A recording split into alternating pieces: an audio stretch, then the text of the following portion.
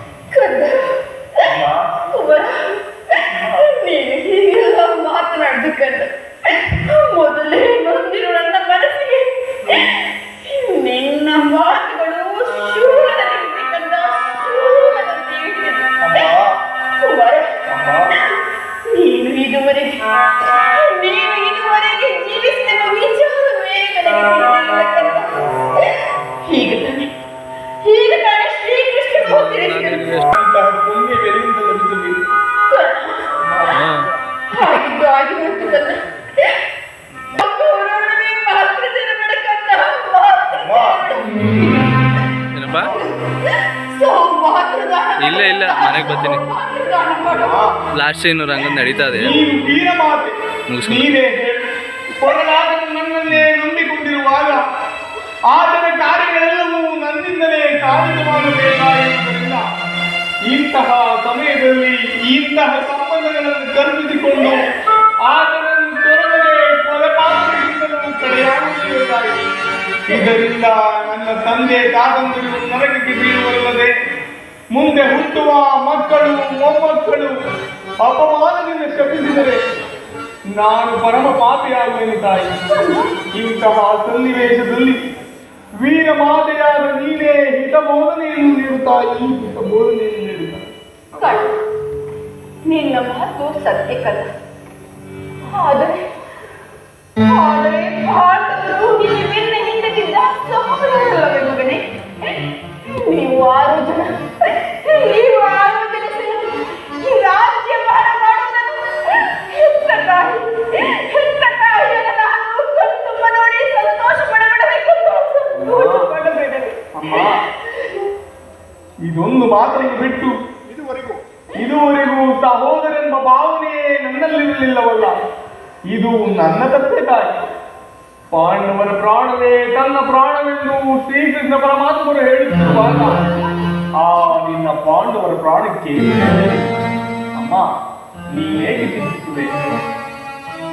ನನ್ನ ಚಿಂತೆ ನನ್ನ ವ್ಯಥೆ ಕುಮಾರ.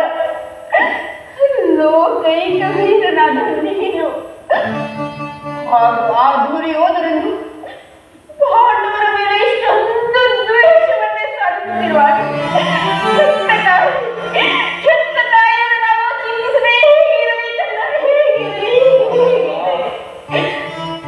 ಹೋಗಲಿದ್ದು ಕಂದ.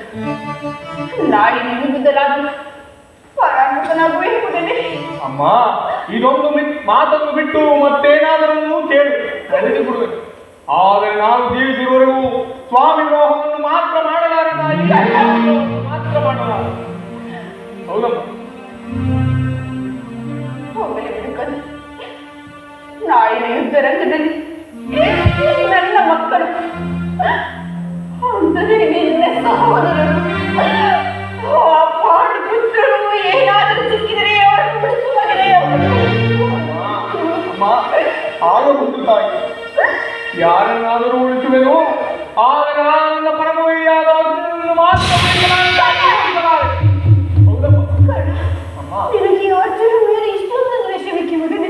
ಅಮ್ಮ, ಅರ್ಜುನನು ನನ್ನೊಡನೆ ಯುದ್ಧ ಮಾಡುವುದನ್ನು ಆ ನನ್ನ ಸ್ವಾಮಿ ಕೌರವೇಶ್ವರನು ನೋಡಿ ಸಂತೋಷಪಟ್ಟರೆ ಆಗ ನನ್ನ ಜನ್ಮ ಸಾರ್ಥಕವಾಗುವುದು ತಾಯಿ. ಅಮ್ಮ, ಅರ್ಜುನನಿಂದ ನಾನೇ ಹತನಾದರು, ನನ್ನಿಂದ ಅರ್ಜುನನೇ ಹತನಾದರು. ಮಕ್ಕಳು ಉಳಿದೇ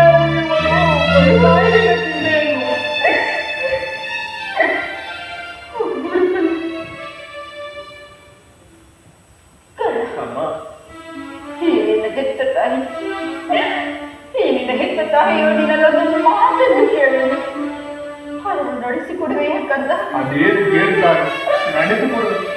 ಅದರಿಂದಲಾದರೂ ಹೆತ್ತ ತಾಯಿಯ ಋಣವನ್ನು ತೀರಿಸುವುದು.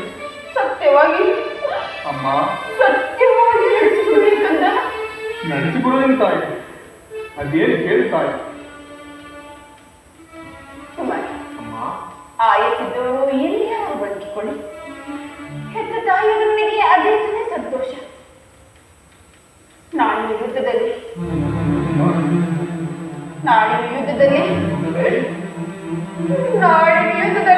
ದೊಡ್ಡ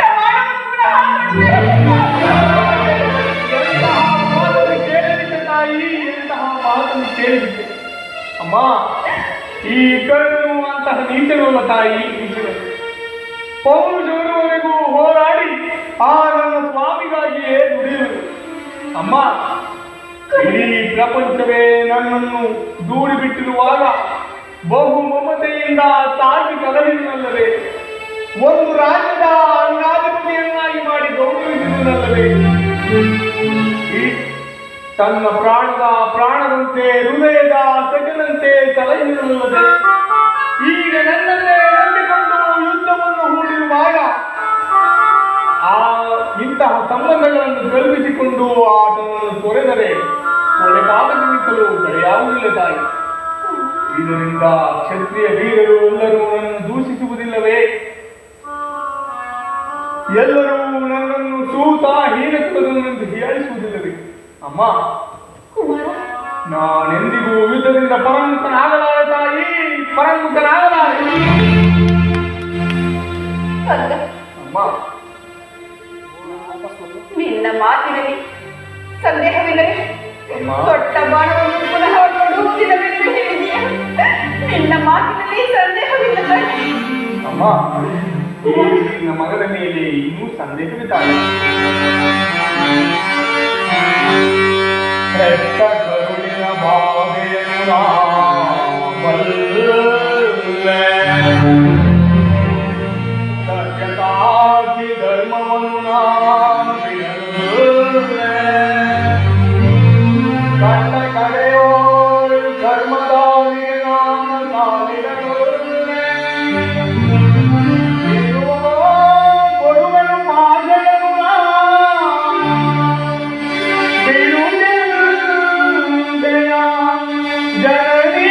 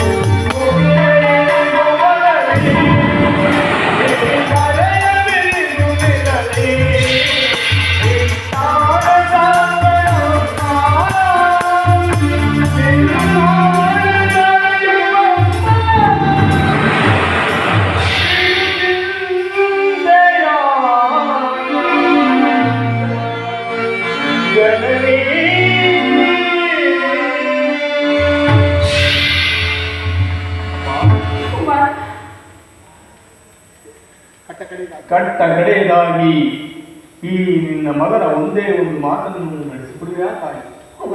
ಅಮ್ಮ, ಅದೇನೆಂದು ಹೇಳುತ್ತದೆ? ಶ್ರೀಕೃಷ್ಣನ ಪಾದದಾಂಡೆಯಾಗಿ ನಿನ್ನ ಮಾತು ನಡೆಸಿಕೊಡುವೆನು. ಅಮ್ಮ, ಹೆತ್ತ ತಾಯಿಯ ಪ್ರಥಮ ದರ್ಶನವು ಹಿಂದೆ ಆಯಿತು, ಅಂತಿಮ ದರ್ಶನವೂ ಕೂಡ ಇನ್ನೇನು ತೋರಿಸಿರು. ಅಮ್ಮ, ಹೀಗಿರುವಲ್ಲಿ ಈ ಮಹಾಭಾರತದ ಯುದ್ಧ ಮುಗಿಯುವವರೆಗೂ ನಾನು ನಿನ್ನ ಮಗನೆಂಬ ವಿಚಾರವನ್ನು ಯಾರ ಬಳಿಯೂ ತಿಳಿಸಬೇಡ ತಾಯಿ, ತಿಳಿಸಬೇಕು. ಅಮ್ಮ, ಆ ಒಂದು ವೇಳೆ ದೈವವಶಾತ್ ಈ ಯುದ್ಧದಲ್ಲಿ ನಾನು ಮೃತರಾದರೆ ಆ ಸತ್ಯಸುಂದರನಾದ ಧರ್ಮರಾಯನ ಕೈಯಿಂದಲೇ ನನ್ನ ಉತ್ತರ ಕ್ರಿಯಾದಿಗಳನ್ನು ನೆರವೇರಿಸಬೇಕು. ನಿಮ್ಮಲ್ಲಿ ಕರಮುಗಿದು ಪ್ರಾರ್ಥಿಸಿಕೊಳ್ಳುತ್ತದೆ ತಾಯಿ, ಪ್ರಾರ್ಥಿಸಿಕೊಳ್ಳಿ. ಅಯ್ಯೋ ದೈವವೇ, ಇಂತಹ ಧರ್ಮ ಸಂಕಟದಿಂದ ಈ ಸಾಮ್ರಾಜ್ಯ ಮುಡಿಯುವುದಾದರೆ ಅಂತಹ ಸಾಮ್ರಾಜ್ಯವೇ ನಾನು, ಅಂತಹ ಸಾಮ್ರಾಜ್ಯವೇ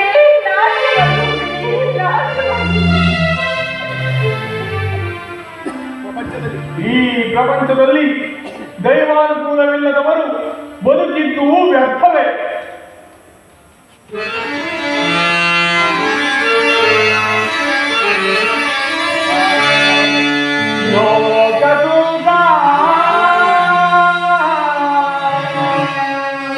ವ್ಯಾಕುಲಮಯ ಜೀವ ಲೋಕದುಃಖ ವ್ಯಾಕುಲಮಯ ಜೀವ ಲೋಕದುಃಖ ವ್ಯಾಕುಲಮಯ ಜೀವ